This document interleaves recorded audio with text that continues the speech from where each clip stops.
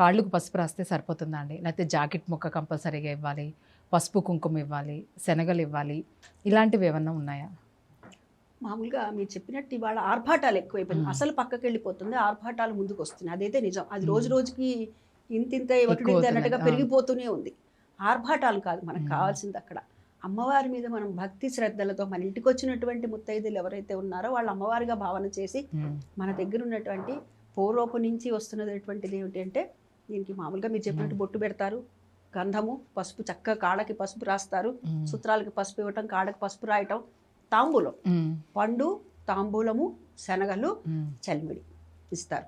చలిమిడి కొంతమందికి ఆనవాయితీ ఉంటుంది, కొంతమందికి ఆనవాయి మంగళవారం వరకు ఆనవాయితీ ఉంటుంది కొందరు.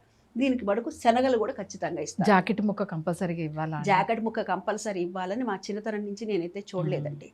తర్వాత కాలక్రమేణా ఏంటంటే ఒకటికొకటి అలా పెంచుకుంటూ పెంచుకుంటూ వెళ్ళి